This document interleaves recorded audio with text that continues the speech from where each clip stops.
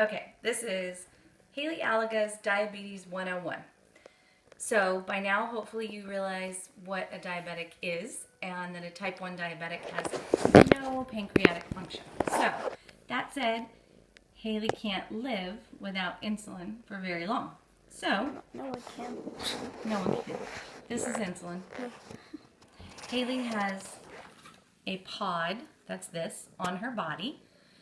We take insulin with this syringe and needle, and we fill the pod with insulin, and then we marry these together. This is called a personal diabetes assistant. Good. And then this gets attached onto Haleigh, usually on her thigh, but it can go different places, and it lasts for 3 days, and it gives her insulin once an hour. After 3 days, the PDA divorces the pod. And then you have to put a new one on. Also, if she uses the insulin up before 3 days and it runs out of insulin, they get a divorce. So, the PDA is used to turn this on, turn this off, and check blood sugar. It doesn't have to be with her all the time, but it should be. In case she's high or low and needs to check blood sugar, she's going to need the PDA. So if Haleigh's feeling high, like her blood sugar is too high, or low, like her blood sugar is too low, she needs to check her blood sugar on the PDA. So she's going to show you how to check blood sugar. And she just did it, so it's not going to give her anything, but she can still check. So this is a lancet device. This little lancet lives in here. Pull that back. I know how to do most of this by myself anyway. So. I put the test strip in there, and it says confirm that this is Haleigh. Yes, we're going to confirm. And then it's going to flash the number that's on here. And then blood. And then blood. Haleigh is going to give me the video. Haleigh's going to poke her finger, squish out the blood, put it on the little strip, and she didn't show that very good, but she squeezes out the blood and she puts it on those little black dots right there. One of them. One of them. And then it reads a reading. So you can see it says 379, and it says check for ketones. Anytime it's over 350, it's going to tell you to check for ketones. What that means is she needs to go into the restroom and urinate on one of these strips. Here, open that up. And it'll tell her if she has ketones, in which case she should rest, drink lots of water, and consider going to the hospital to get an IV of fluids and a lot of insulin. These are the different colors. So this is negative, trace, small, moderate, and then these two are large, in which case I would go to the hospital. And usually if she has ketones, then it takes longer to get her blood sugar to stay normal. It'll go up and down, up and down. So you really have to keep on top of it, and a lot of times she'll start throwing up if she has ketones. So once you get to here, and it's telling you what her blood sugar is, there's a glare and it's hard to see, but you click next, and it says, are you going to eat now? There we go. And if she's not going to eat and she's just checking because she's high or low, then you say no, and it will just tell you what her blood sugar was, 0 carbs, and you would say confirm. And here it would tell you how much insulin it's going to give her. Right now it's going to give her nothing because it knows that she just dosed. But normally it'd have a number there, and you would say enter, and it would dose her. If she was going to eat, you would say yes, and you would enter the amount of carbs in grams that she was going to eat, and say next, and then you're back to where you were, confirm, and it's going to go ahead and dose her. Say okay. Right now you can see that middle blue line says IOB, 13.25. That means she has that many units of insulin that are still active, so it's not going to give her any because it knows that she's already working on it. So important things to know. On the back of this PDA under the plastic is where the batteries go. It uses 2 AA's, so we've got a few extras to go with her. There's alcohol wipes that she can use to wipe her fingers before she checks blood sugar.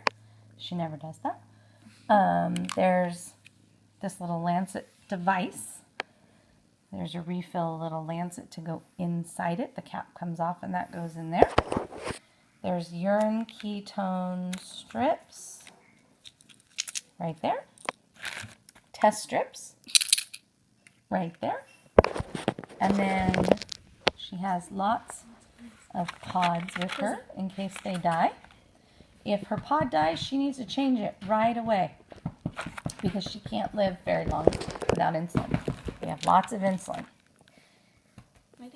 Everything you eat and everything you do in life causes your blood to have sugar in it, and without insulin, you can't break down the sugar and you will die. She has some needles with her in case her blood sugar is over 350.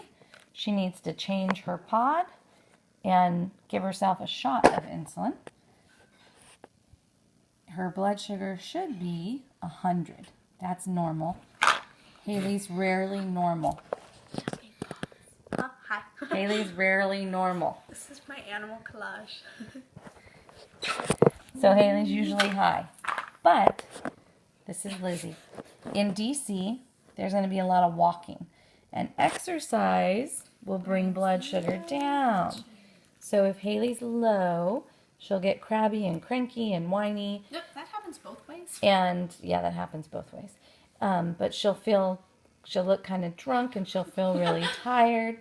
And then she needs some sugar. So if she's under 80, sugar sticks, glucose tablets. So these are glucose tablets and sugar sticks. If Haleigh's blood sugar is below 80, she can take some sugar sticks, glucose tablets, juice, whatever, and then check her blood sugar again in 15 minutes. If it's not up to 100, then she needs to do it again. The same process until she gets back up. She probably needs to sit down and rest for a minute because she'll have trouble functioning, thinking, moving if she gets low. If she has blood sugar that's high, over 200, then she needs to make sure that she doses and possibly changes her pod or gives herself a shot if she needs to. And not too much exercise because ketones go up with exercise. Yeah, ketones go up with exercise. So last but not least, emergencies. This is a glucagon emergency kit for low blood sugar. If Haleigh were to pass out, fall down, have a seizure, pass out, anything like that, from low blood sugar, then someone would need to check her blood sugar. So they're going to need to take the PDA, put a test strip in the bottom, poke her finger, put a little blood on the test strip, and check her blood sugar. If her blood sugar is low and she's non-responsive, then we go to this kit. Somebody needs to run and call 911 while someone else does this. Has directions in the lid, super easy. You take this little vial out, you pop the cap off, shake it up, then you take out, yeah, maybe, then you take out this syringe of fluid and you inject it. It's hard to do it from here. Do you want me to? Yeah. Here. Just hold that on this. So you would pop this top off, shake this up, take this cap off here, inject the saline into the vial, shake it up, and then you're going to draw it out of here so that it's back in here with the medicine in it. And then you're going to go to Haleigh's thigh, through her pants. You're going to stab her leg and push this in as fast as you can. It sounds easier than it is because if somebody's having a seizure, they're kind of combative and they're not holding still. So you can sit on her, you can hold her leg down, you can do whatever you have to do. Stab this in her leg, push that in. This causes your liver to release stores of insulin. It wakes you back up really quick, and adrenaline. Start throwing up. And then you start vomiting and your blood sugar crashes back down. But it wakes you up long enough for somebody to get food or glucose tablets or something into you while they're calling 911. And this could save a life. So super important to know how to do this.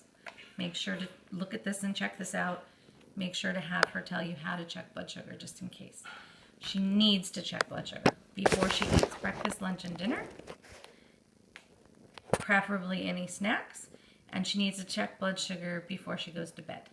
If she's going to sleep and her blood sugar is over 200 or under 80, then she needs to do something to correct, and it needs to be checked again in 2 hours. If it's out of range, it needs to be checked again in 2 hours. Get the pattern. It just keeps on going. So, that is it. Any questions? If blood sugar is high, lots of water, lots of water, lots of water, lots of water. And probably have to pee a lot because your body's trying to spill out ketones through urine. Watch attitude. That's the key. I think that's it. Diabetes care.